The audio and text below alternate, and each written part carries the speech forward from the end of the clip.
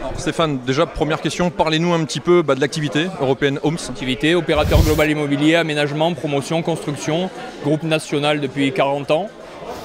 Voilà, essentiellement du logement et une implantation nationale sur 9 régions. Région PACA, peu de logements à présent, mais une vraie équipe de développement depuis 5 ans et quelques projets. Alors malheureusement pas assez sur la CPA aujourd'hui, mais beaucoup sur la communauté urbaine de Marseille. Et on travaille dur pour s'intégrer sur la CPA. Alors nouveau partenaire du PAUC. Nouveau partenaire du PAUC. Alors historiquement, moi je suis un ancien sportif de haut niveau, mais footeux. Et en fait j'ai fait ma scolarité et mon sport-études avec des sports-études hand. Voilà, à Nîmes à l'époque, donc j'ai toujours suivi le hand et c'est vrai que c'est un sport que j'aime, que je trouve spectaculaire, qui a énormément évolué ces dernières années.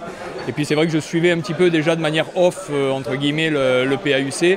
Et puis finalement, pouvoir l'accompagner modestement et de plus en plus, je l'espère, est une bonne chose et puis qui me ravit. Voilà.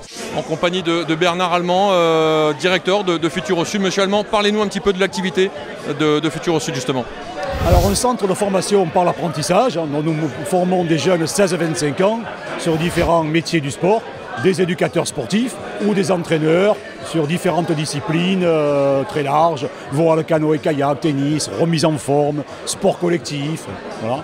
Et des formations sur l'ensemble du territoire régional, sur les 6 départements de la région PACA. Expliquez-nous un petit peu le lien, le rapport avec le PAUC Handball. Alors, évidemment, c'est un peu le lien dans la famille du sport, puisque donc, le POC est un des grands clubs du territoire régional. Donc nous avons des jeunes du centre de formation chez nous, préparant les diplômes du ministère des Sports. Et par ailleurs, nous soutenons le POC.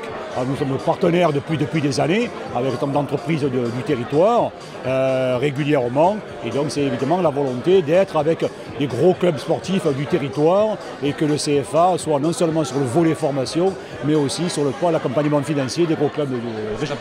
C'est important pour vous de vous associer justement à un club de haut niveau comme le PAUC Handball. Absolument, je dirais que c'est essentiel de ne pas laisser la vision du CFA sur la seule dimension formation, bien sûr, même si elle est évidemment le cœur du métier et c'est pourquoi nous sommes là, mais de montrer aussi qu'on peut être l'outil pour les clubs de la région. D'ailleurs, on a dans nos formations certains jeunes qui allient à la fois l'acquisition de compétences professionnelles, l'obtention de leur diplôme, mais aussi des niveaux de performance extrêmement importants. On a eu des vice-champions du monde en canoë-kayak, champions de France sur le tennis. Voilà. Donc il y a aussi performance professionnelle et performance sportive. En compagnie d'Étienne Capon, le directeur général de l'LNH. Étienne, 2 mots sur ce championnat, toujours aussi attrayant. Oui, tout à fait, un championnat très attrayant, un championnat très homogène aussi. Tout peut se passer à chaque journée. On connaît les locomotives du championnat, mais on sait aussi qu'elles peuvent être battues n'importe où, que ce soit chez elles ou à l'extérieur. Et c'est vraiment un championnat passionnant. Alors, cette saison, il y a eu un grand changement avec l'arrivée d'un nouveau diffuseur, Bein Sport. Qu'apporte Bein cette saison à l'LNH au handball ?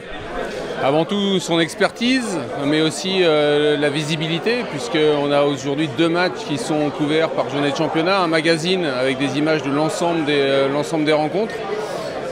C'est une vraie image qualitative et c'est aussi des moyens qui nous sont offerts pour développer notre sport et pour les clubs aussi, qui puissent eux aussi développer leur activité et on y travaille au jour le jour, tous ensemble. Alors, tes impressions sur ta venue ici à Aix-en-Provence ? C'est toujours un plaisir de revenir, comme je disais au président Salomez. Chaque année, on vient ici et chaque année, il y a des nouveautés, il y a des évolutions. C'est un club qui cherche à aller de l'avant et qui va de l'avant, qui réussit.